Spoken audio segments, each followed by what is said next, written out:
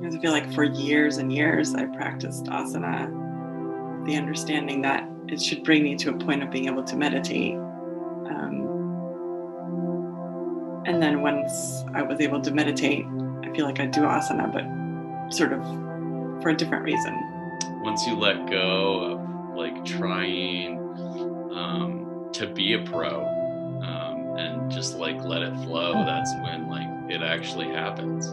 You know, whenever I'm like trying to have an experience, it never happens. And then when I kind of give up on that and like surrender, that's when I'm like, oh, whoa, it like kind of hits me, you know.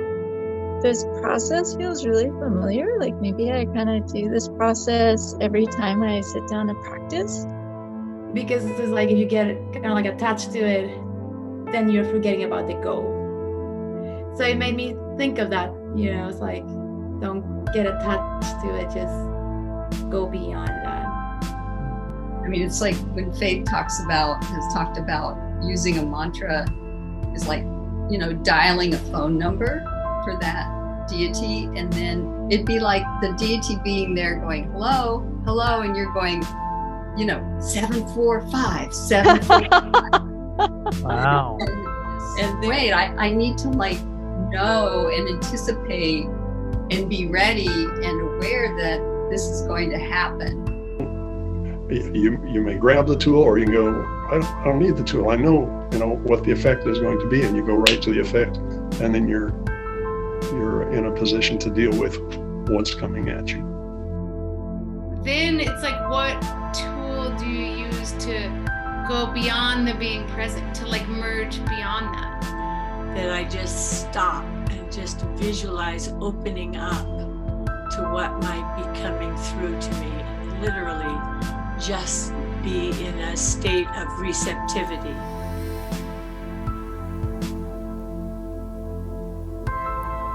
Aloha, namaste, and welcome to this class, our last class on Sutra 3.7, which states Moha Jayad, Ananta Bogat, Sahaja Vidya Jaya.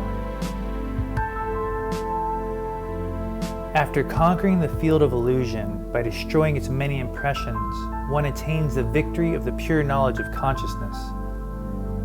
We see that to conquer this field of illusion, to destroy these many impressions, and to attain this victory requires steadfast resolve on your path, on your practice, but that eventually this path leads beyond the mind to a state of experience, as the sutras tell us over and over again. And that's the nature of tonight's discussion.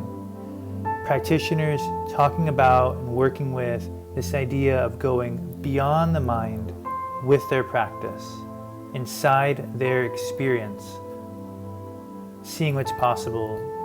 So thank you for joining us. Hope you have a great class. Namaste. In each class for the last, I guess 3 classes in this format, I've tried to start the class by trying to lay the foundation for this concept of feeling in philosophy, and why we're reaching so much for this feeling, other than the fact that, you know, Babaji told us to. And we've seen how Rudy, in that quote last time, talked about knowing is a feeling thing. We've talked about how Babaji described it. We've seen how Jayadeva Singh referenced feeling as the critical aspect of understanding. And today I wanted to just glance, just for a moment, at feeling in philosophy as according to the tattvas. This is literally just take a moment. Why feel your philosophy? Because it's closer to the source. It's closer to the source. And when we talk about the source, you can imagine that tattvic egg, that principle that we've looked at so many times, and Shiva at the top, and then differentiation pouring down from there. And what we see at the very top of this is Shiva and Shakti as the sort of, you know, the highest forms of energy. And then how it sort of rains down, almost like spirals down and expands into differentiation from there. And what we sometimes look at are those first few tattvas, these first few manifestations of the universe.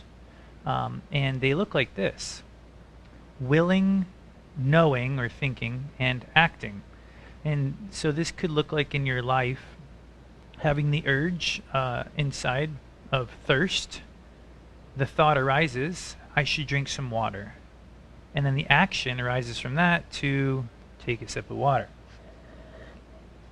And so in that case, you can see that the deepest part of us was the urge, was the will. And in case you're wondering how high up in these tattvas we are, the very last tattva is earth. I always find that amusing. So we're really high up here.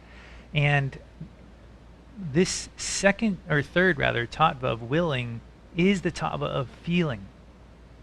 And so when you can connect to philosophy, not just at the level of speech, which would be like the level of action, of speaking, not just at the level of thought, but at the level of feeling, you're really connecting deeply with the source of these teachings.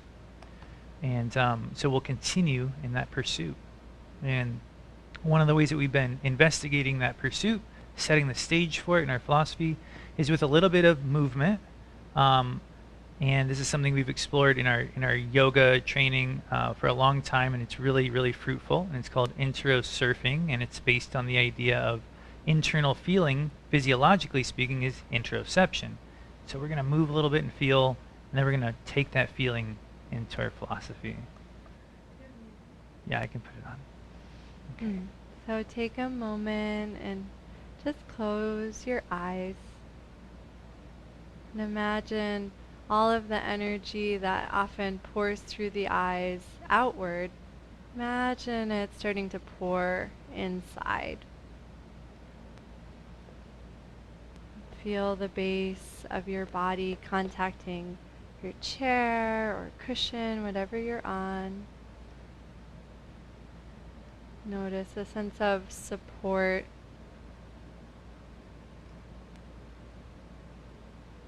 And just feel the edges of your body, your skin.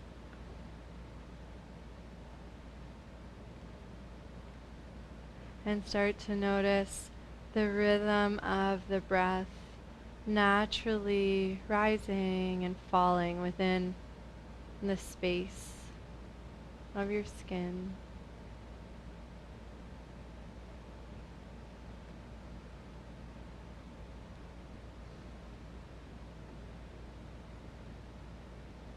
And we'll start to introduce really soft, subtle movements to guide us more deeply in this exercise of feeling our inner space, or interosurfing. I'm going to cue up a little bit of music, and let me know if it's too loud. Just give me the thumbs down.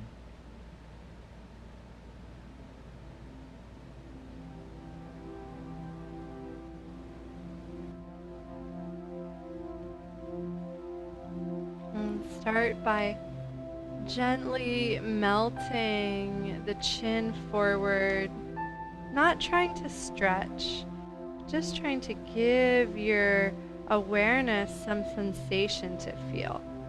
You might notice sensation at the back of the neck, the sides of the neck, and then ever so gently start to sweep the chin from side to side.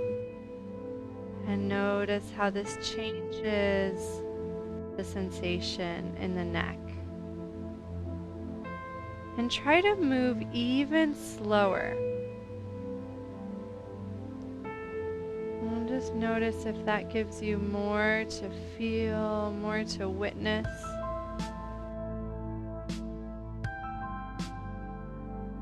Next time the head makes its way to the right, and you don't have to rush, just start to notice the left shoulder and how the head pulling to the right anchors down into the neck, into the shoulder. You can allow the shoulder to follow the head in whatever way is comfortable. You don't have to resist. And then notice that same thing in the mirror as the head goes the other way. Just notice the sensation through the neck, anchoring into the right shoulder.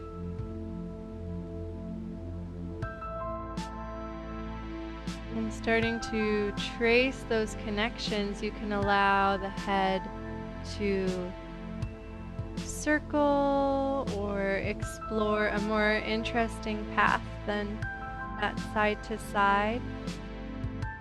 But move slowly and try to feel how the neck is connected to the head, how the shoulders connected to the neck. Maybe you even start to feel the rest of the body following the whole point is to just witness these sensations.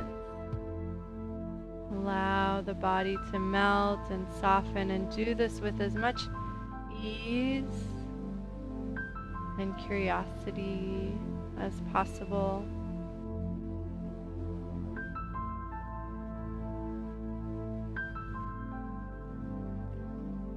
And then slowly allow the movement to take you back to center, where we began. And just notice if your inner awareness has transformed at all.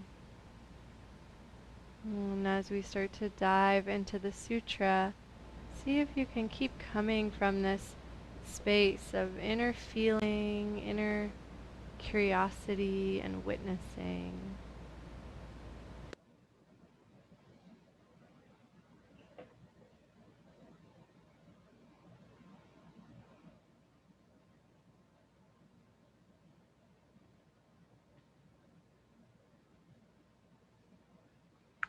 Thanks, Vaya.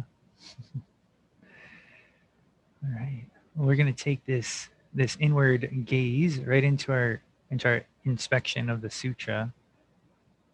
I wanted to set the stage for our work this week, to talk a little bit about a theme that emanates from the last half of the sutra, which is that of paths and levels. In this sutra and in the lineage, as we'll see in a quote here, we see that we must use a path or a practice to reach a destination. But then we also see that we have to let go of some aspect of that practice in order to fully arrive. This is a concept that is referred to by Babaji, I feel like, in satsang occasionally. It seems to just sort of pepper in, year after year after year. And the last half of the Sutra 3.7 really shows us a little bit clearer picture of how that plays out in Kashmir Shaivism. To give us a little perspective on this, before we go right into Sutra 3.7, I've got a quote from the Kashmir Shaivism text, The Secret Supreme by Lakshman Ju, that talks specifically about this concept. Let's take a look.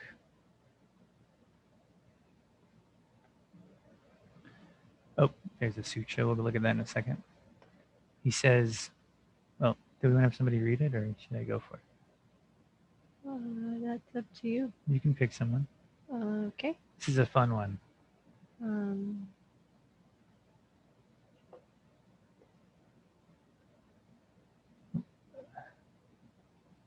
Hi, Pujari. I know you can't see me, but can you see the text? Will you read it? Thank you.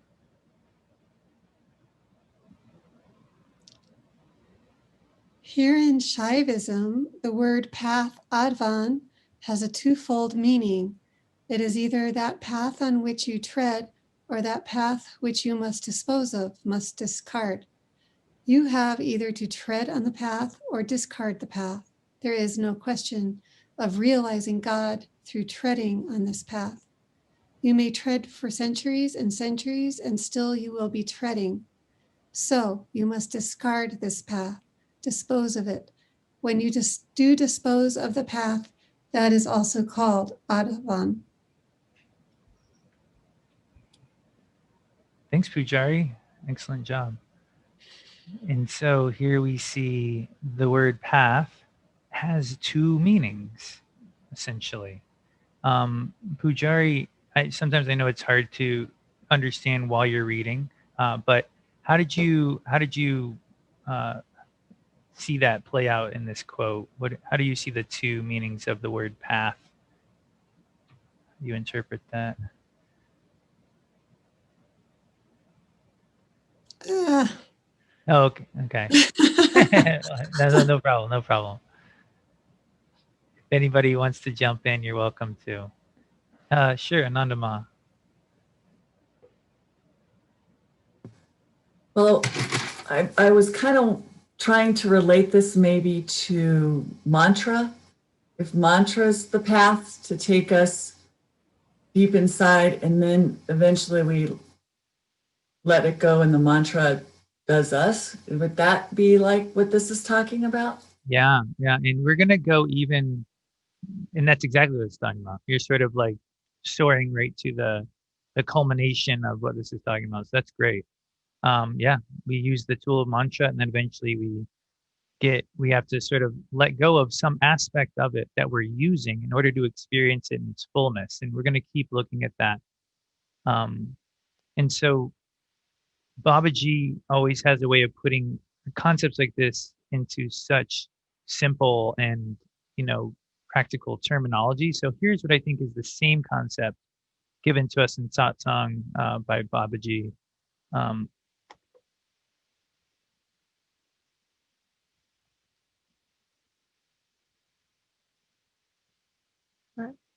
Jaya, can you read Hey, the Jaya. words? Can you see them okay? Go for it. Yeah, you're muted. Cool. I once ran into a guy who'd been doing a strong pranayama practice for 20 years. He looked terrible because he had thought the practice was the goal. In truth, all the different practices that we do are vehicles. It is similar to falling in love with your car. You use the vehicle to arrive at a destination, and it's the destination that is the goal of the practice.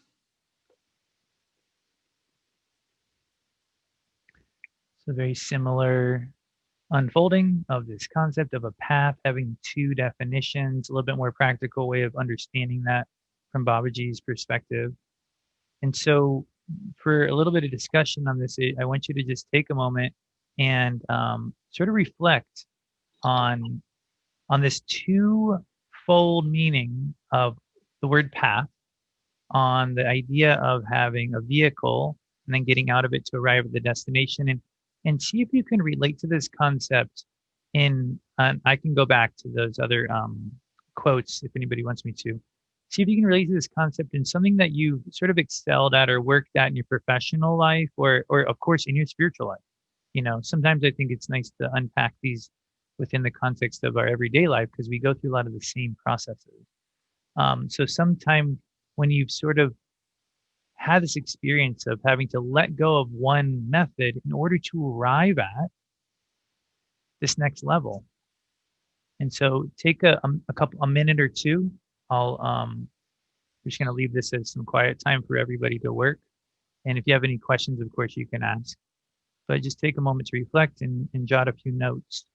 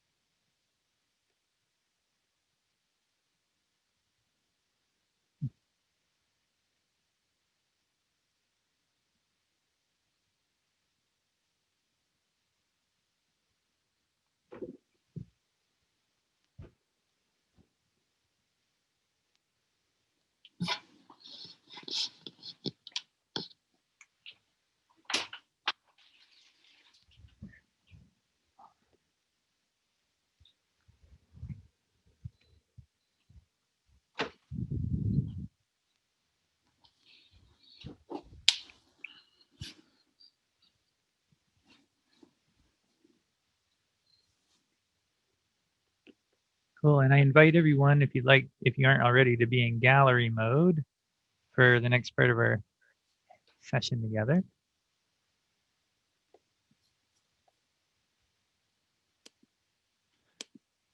And I'm always happy to re-expand any of these quotes as we're talking. So if you want to see those again, by all means ask.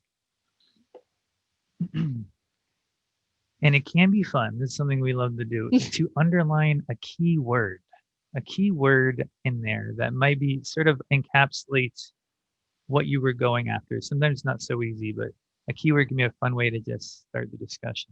Sometimes it's hard to have one word that encapsulates, so it can just be the first word you see, or like the juiciest, most fun word that jumps out at you.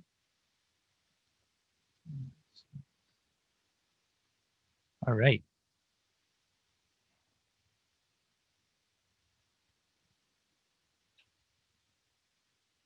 Cool. So does anyone want to start by just talking about how you worked with this or how this came through in your reflection? Sharing a little bit about that guy.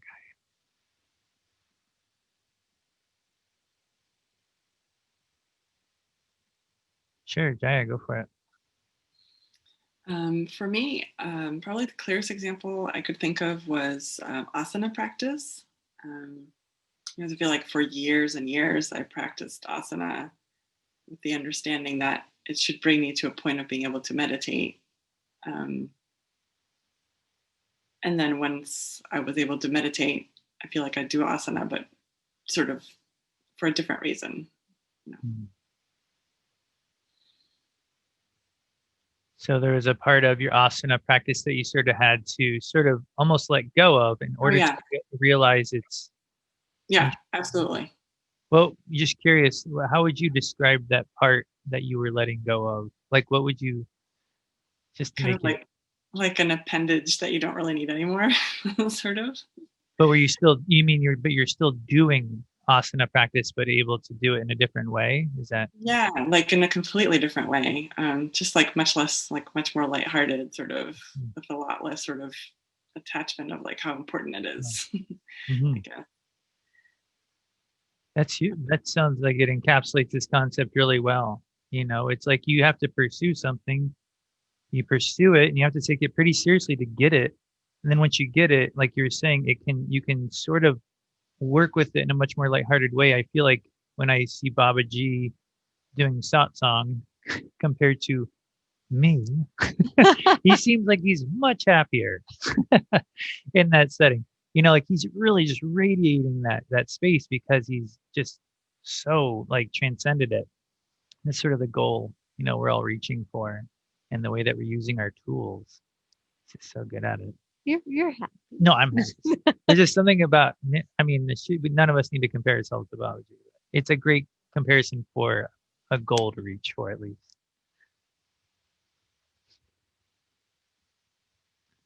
So great example. Anyone else?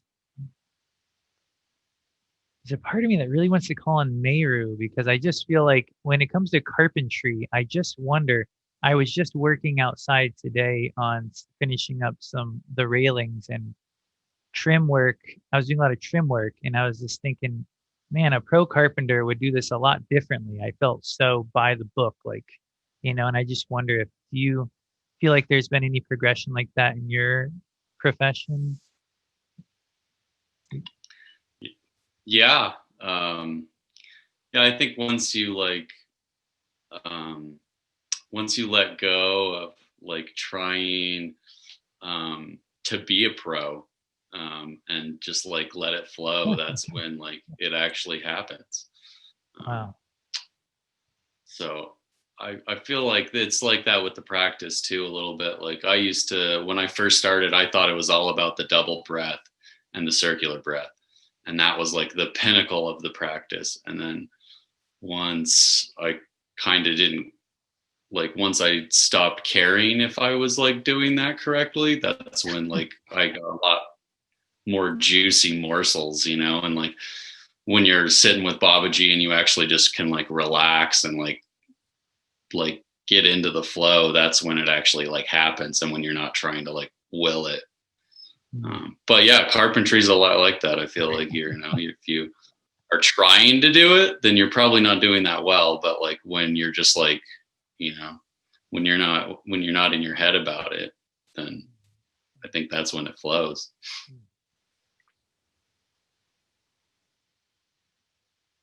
Thanks, Mary. Just letting that marinate for a breath or two. I did hear a voice come in, but yeah, I wanted to ask Meru, when you were talking about with Babaji sitting, is there the letting go, is there a trust factor in that too, or is it more just letting go of your mind and kind of floating? Or I don't really know. I think that there's just a point where I feel like when you're not trying, whenever I'm like trying to have an experience, it never happens. And then when I kind of give up on that and like surrender, that's when I'm like, oh, whoa, it like kind of hits me,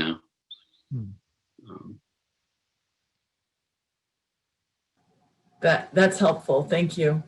Yeah. thanks, Meru. And the silence from my end is I'm just so enjoying just feeling after someone speaks and just letting it be there. And so just know that that's what we're doing.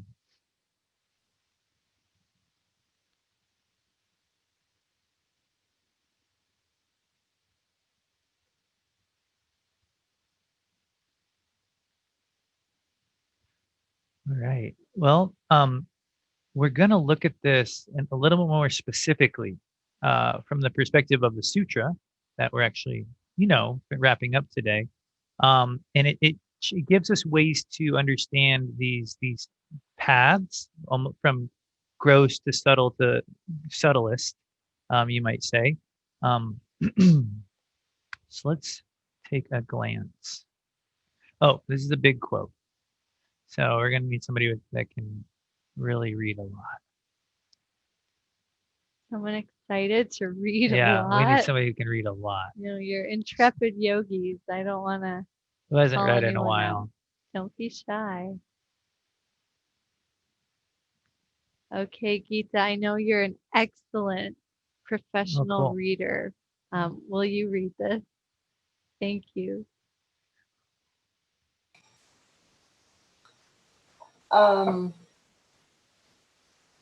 You experience casting aside the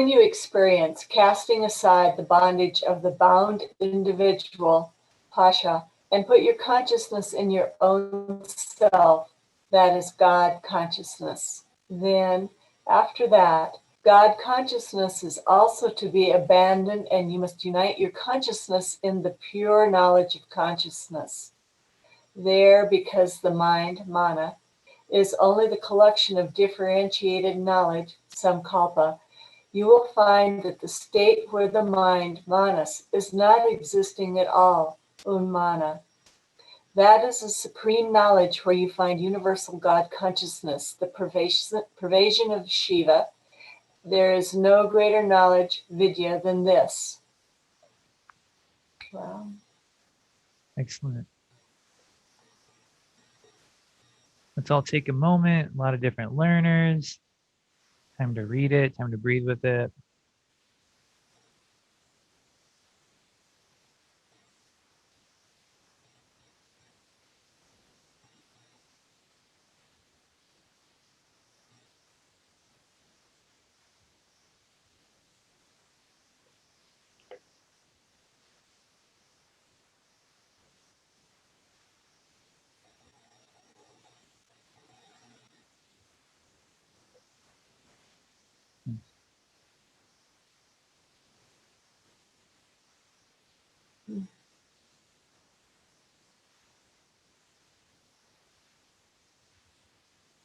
I'm going to take a moment to walk through this a little bit, give you sort of piece by piece and do some examples as we're going. And so casting aside the bondage of the bound individual. So that is really our first step. And when we're using our practice, to release tension, to work with tension, to dissolve it or release it, however you want to say it. So that's using your practice. Earlier we talked about mantra, just like repeating the mantra, or we can do it in the context of pranayama or even the witness state. It's just the first level of when you're just using your practice to get yourself pointed in this different direction. And he says that leads us to putting your consciousness in your own self. I found this to be a fascinating way of phrasing it because it was unusual because it was a short s self, a lowercase s self. I was like, oh, is that a typo? Every time we say the self, we always talk about the big S self. It's not a typo. It does mean the lowercase s self, which in this case is a stepping stone to the uppercase S, the Shiva self. So the idea is you're lost in your thoughts. You use your practice to gain awareness of just the present, just to get out of your head and get into the room that you're in. Does that make sense? So it's like going from thoughts to like this self right here, like this room. This might not be Shiva, but it sure is a big step from thoughts tumbling down the hill. But he says, after getting ourselves into the present with whatever practice we're using, we must go beyond this. We must go beyond this. There's a lot of ways to interpret this second paragraph, He calls this present, the consciousness of self, God consciousness, and we have to let go of that in order to unite with what he's saying is the pure knowledge of consciousness. So we've got a tool that's helping us focus on consciousness, but that tool is sort of limiting our overall experience of consciousness. We can only experience it so much with this tool in our hand. We got to find a way to keep going inwards while letting go of this tool. And the deciding factor on how we can start to understand that process, they say, is you're really going beyond the mind. He says the mind is a collection of differentiated knowledge, the very stuff we were casting aside to get here. So the mind can't come with us past this point because it literally is the stuff we're casting aside. This practice is a very refined version of our mind, but we got to cast that one too. He says, and that will land you or point you in a direction that is actually beyond your mind. So you have to proceed in a realm that is not of the mind. And that leads us to that fourth paragraph. This is that supreme knowledge, meaning that state beyond the mind. The state beyond the mind is the supreme knowledge. The pervasion of Shiva, when Shiva pervades your awareness, and that there is no greater knowledge than this. So that sort of represents our destination, so to speak.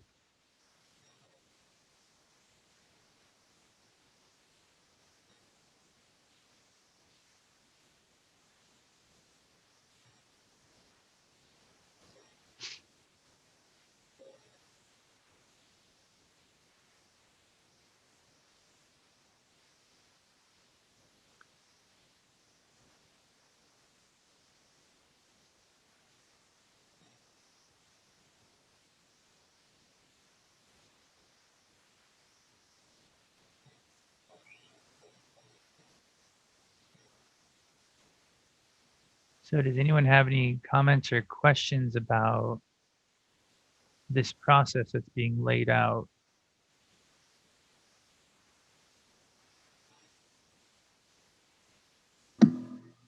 Hello. Hey, Kara.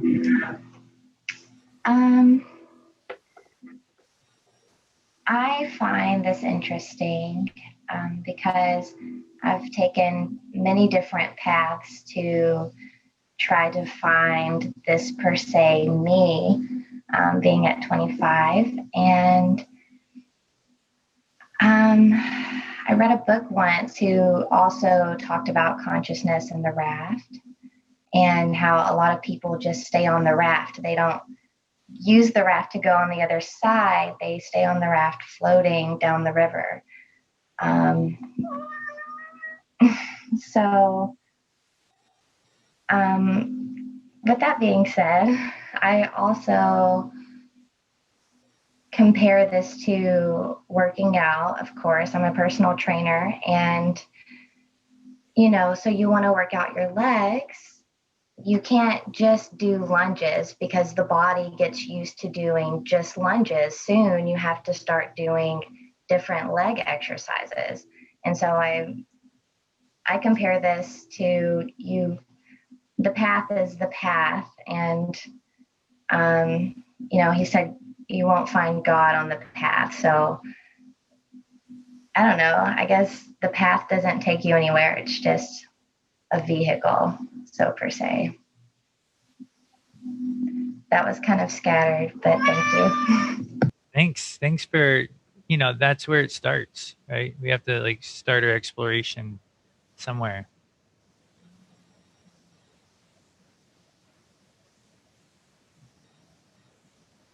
I think it's important that we work in such a way to arrive, somewhere in our practice, that we don't get attached to just trying path after path after path, right? And so you were saying you've tried a lot of paths, and it's almost like you're starting to get a taste for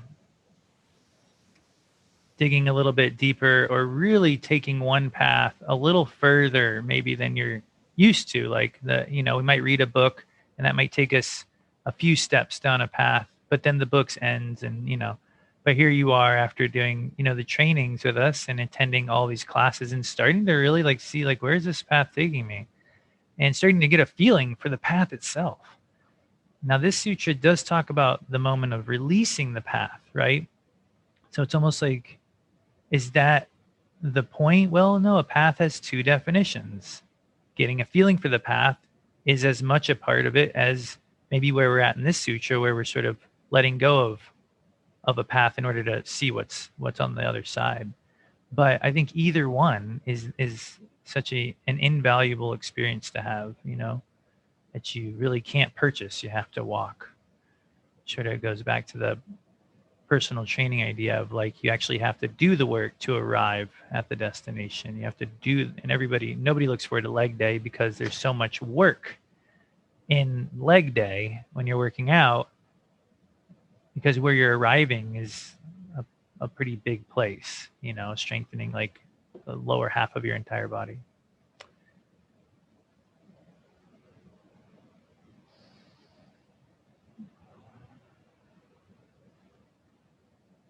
Nanda Devi. I really like this sutra because I feel like this process feels really familiar.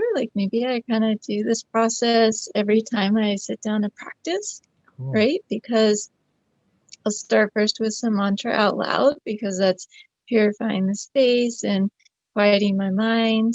And then after a little while, after a mile, I'm like, oh, I'm kind of tired of doing mantra out loud. My voice is tired. And so then I'll do mantra silently with the breath. And then that helps me refine the breath and bring my focus more inside. And then after maybe half a mala of that, I noticed that I'm just doing mantra instead of having an opportunity to really open up. And the mantra is blocking me from that. So then it's letting go of the mantra and just breathing and just opening inside. And I kind of feel like that refinement happens in my practice.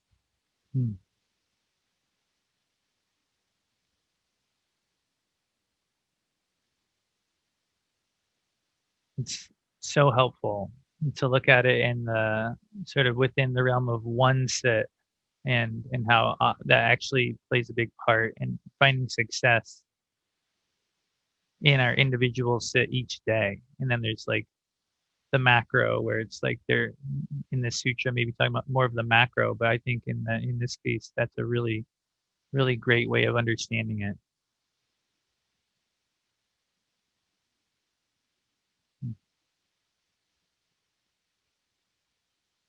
It's funny to be able to recognize that moment you were describing, to recognize the moment when the tool that you were using to get here can be laid down. It's a really interesting and subtle, subtle feeling, I bet, that you're describing, if that happens regularly.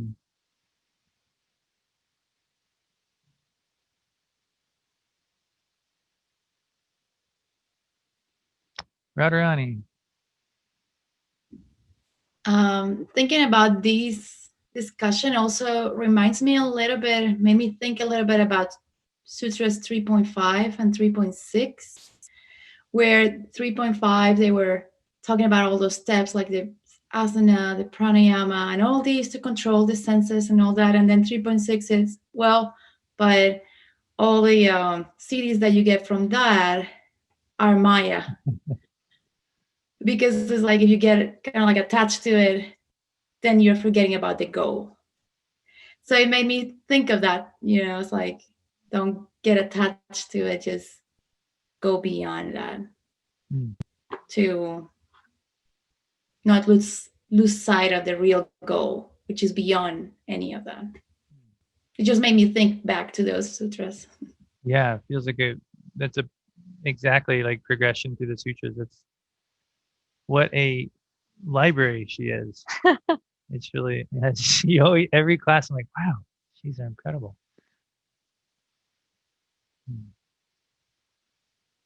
Oh. What's that? Yeah, we have a comment here, and I apologize, you won't be able to see Mandira, but you'll be able to hear. I thought a fun one was a teaching, okay? which just came up because I know Radharani is a teacher, but a lot of us are teachers in some capacity. I was thinking about that experience that you have when you teach, where you have to put in a lot of work to have a good class. And you're like really using effort and your knowledge.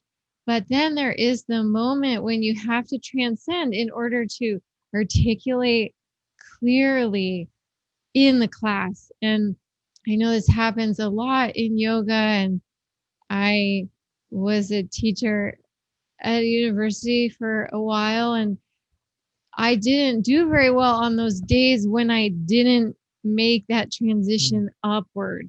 I could really feel like, I got stuck today because something was hard. So I think many of us can relate to that experience of going beyond our knowledge when we're trying to convey it.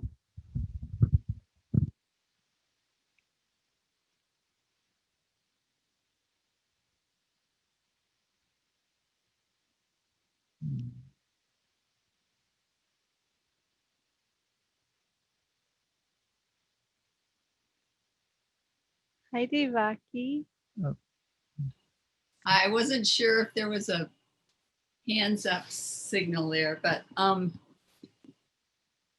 mean, a lot of things have come to mind listening to people talk and express their experience of that. Is that I think we have to, when we sit down to practice, know that we're going to go, that the goal is beyond what we're doing. I mean, it's like when Faith has talked about using a mantra is like, dialing a phone number for that deity. And then it'd be like the deity being there going, hello, hello. And you're going, 745, 745. Wow. And they're there kind of waiting. And so, I don't know, I just flashed on this, wait, I need to know and anticipate and be ready and aware that this is going to happen. Because I'll just go through and do mantra for a half hour, like a little, choo-choo train up the hill, and then, find that I've already plateaued, but I'm putting out, this kind of extra effort when it's there, or, you know, I anticipate that. I don't know if that makes sense, but it's just my thought. So much sense. So on so many levels, that was really illuminating. Yeah. Thanks, Devaki. That was so fun and helpful. And what I was like really feeling as you were sharing was kind of where we started the class, where how it's so important to actually like feel as you do, right? So it's like you start, you're dialing the phone number, but you have to like really tune in and become sensitive and aware, so that when that next thing is available, you're able to stop using that tool. And it seems like everybody has had, everyone who's shared, it's almost like we use these tools and they take us further. And then the tricky part is like knowing when to put the tool down. And the way you know is feeling. So I guess that's the hard part, feeling.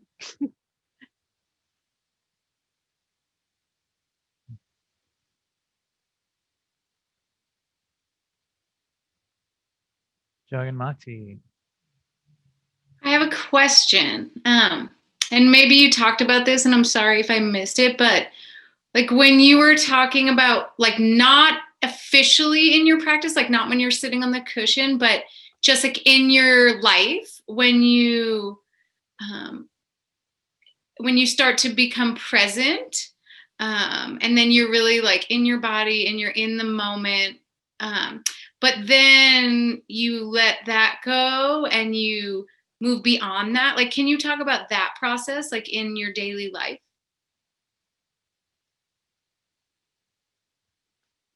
Thanks. Great question. Just a moment. Let me dial up Shiva. Okay.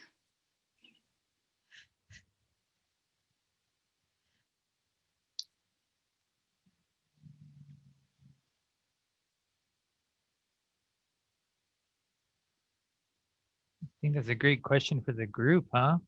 Does anyone feel like they want to chime in? If I was to encapsulate that question from Jaganmati, it's basically, and help me out here, maybe this is what I can contribute to it, is when there's sort of, I feel like it's two parts, because what Devaki and Mandira and Abaya were talking about was having the ability to feel when to shift from focusing primarily on the practice itself to focusing primarily on the experience of the practice.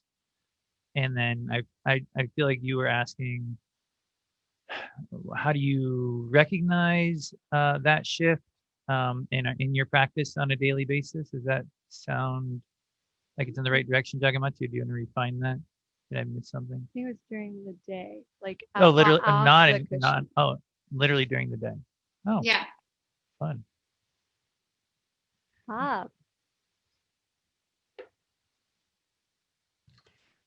Okay, so a lot of us have heard, you know, you're in the middle of your day and something comes up and you feel like an emotion surge up, and a little voice inside you says, oh, count to 10 before you react, or do your mantra before you react, or these kind of things. And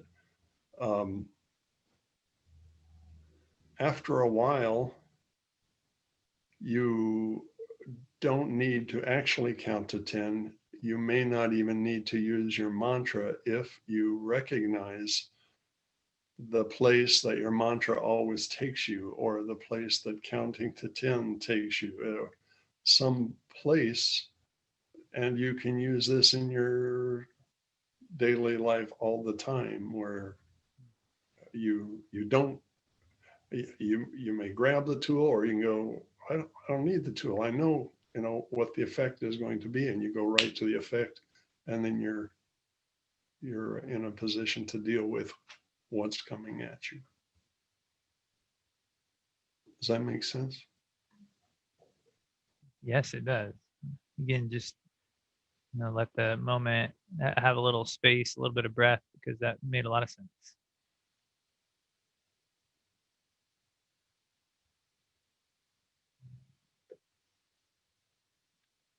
Did Jagamati, did you want to respond to that, or did anyone else want to respond to that?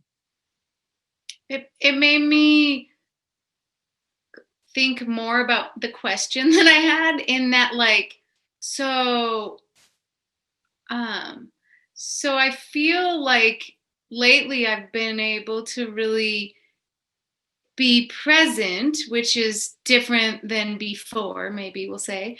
And but then it's like, what tool do you use to go beyond the being present, to like merge beyond that? Right? Because like what Bob was saying made me think, like, I used to have to reach for tools to be present, and now I feel like I can just be present without reaching for the tools. But then, like, but I don't feel in the state of eternal bliss just by being present, right? Yeah. So, but it still feels great to be present. But then, like, what's that next step in daily life? Like, not on the cushion, because it feels different in daily life, right, than on the cushion sometimes. I love the direction you're pushing us, Jagamati. This is a good direction to hone in on. So feel free, everyone, to take your time and to just feel with it, right? You don't have to respond. There's a lot of us in here that would learn best by having some silent time to actually contemplate and feel. So take it.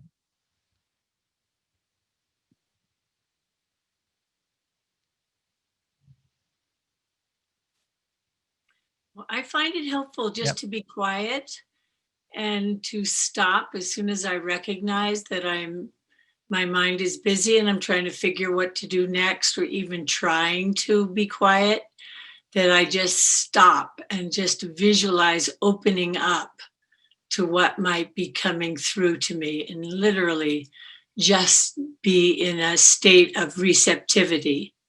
And I find that really helpful. And then I don't analyze it or go anywhere in my mind with it. I'm just receptive to whatever might come into me, and just wait with that. I find that very helpful.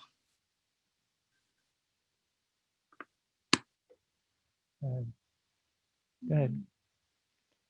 Thanks, Nirmaya and Jaganmati. It makes me think of a previous sutra that I'm sure Super Satyam might be able to tell us which one it is.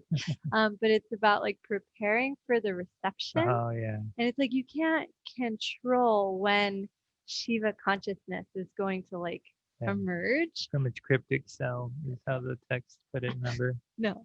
Yeah. But the being present allows you to like be there to merge with it, you know. And it's like, if we're distracted and we're not paying attention, maybe that opportunity arises, but we don't feel it. But by you doing what you're doing, Jaganmati, you'll notice when that opportunity comes, you know, where you can ride the wave. So that's sort of what came up for me as you were talking.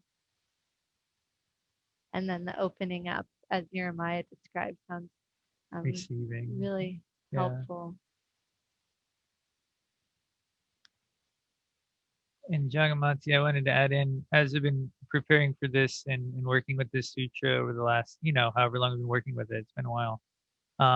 That has really been a big focal point for me, like the question that you're asking.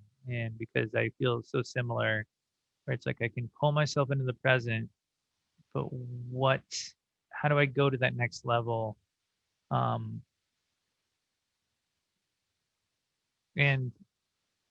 the only means I can imagine that I have of finding the next level is to sustain my experience of the present. I feel like effort over time, like I got the effort and then I need the time. Effort over time yields the growth, and the growth here being whether you want to call it pure knowledge, whether you want to call it, you know, literally like just the next level, another path, whatever it is, it's like it's encapsulated by effort over time. And so if you feel like you can find the present, you have to feel what you think you've found. And in that feeling, you begin to explore what you found, right? Because the work you did to get there was the practice. And if you recognize that where you have arrived is different than where you were, that becomes a destination that you must get, you have to get out of the vehicle to experience. Now, you might say, oh, I'm going to stop doing mantra. And then I find that I quickly get lost in my thoughts. So I find that this is a process that is its own path. Like that next level isn't really like its own, for me, like its own level that's just existing, has nothing to do with mantra, but it's almost like the slowly releasing of the practice while maintaining my awareness of the present, in this case, that is the path that I'm trying, that is the destination in a way that I'm trying to experience. And I keep slipping down the hill and having to get back to my mantra and drive back up. And I slowly try to get out of that vehicle without slipping down the hill, without it rolling back down, you know?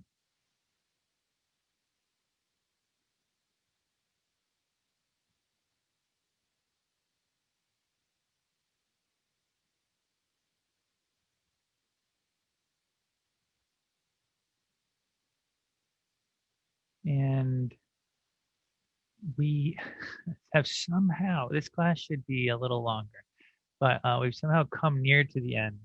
But I did want to just take the last minute or two to do a little bit of breath work towards this end, towards this goal that we've been talking about.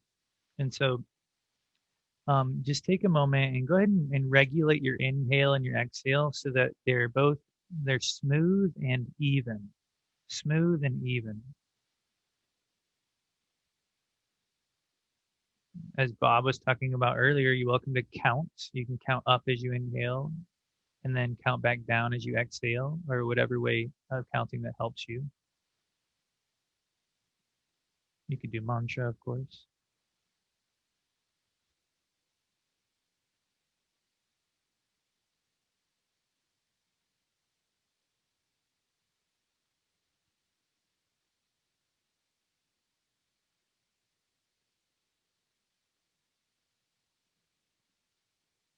And try to recognize the effort that you're utilizing right now to support this practice.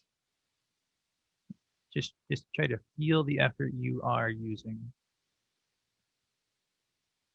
Physically, mentally.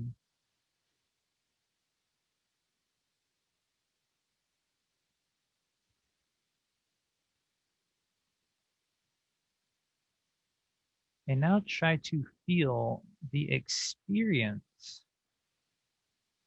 that this practice is yielding for you. Your experience of the present.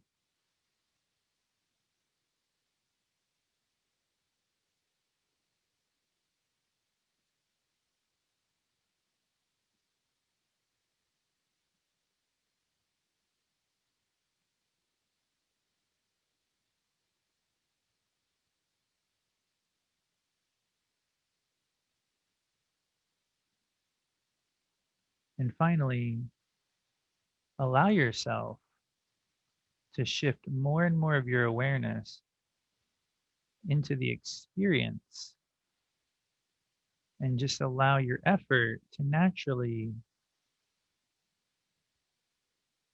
float away.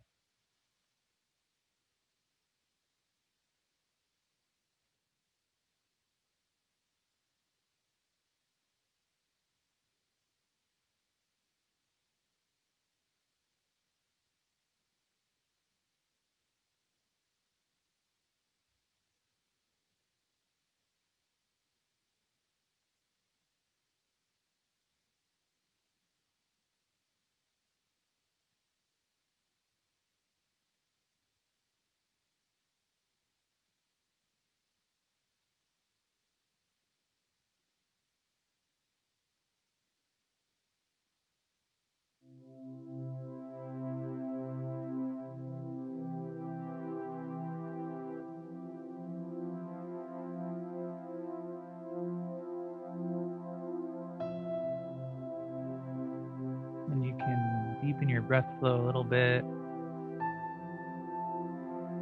Move your spine a little bit. And so I wanted to make sure that we got to that because I feel like the next couple weeks until we meet again, it could be a really fruitful, reflective exercise to try to see this process in your daily practice and in your daily life, and try to just work with it. I have found that being able to see these landmarks, being able to see the landmark of using a practice to get to the present, and then knowing that that's a landmark has helped me reach it. And then knowing that that's not the end, so that I start to work with that experience towards an experience that will, I know, be beyond my mind, therefore be an experience, not a thought. And so see how you start to recognize that in your personal practice and in your daily life of practice, and use it as a fulcrum to digest this sutra and to elevate your practice.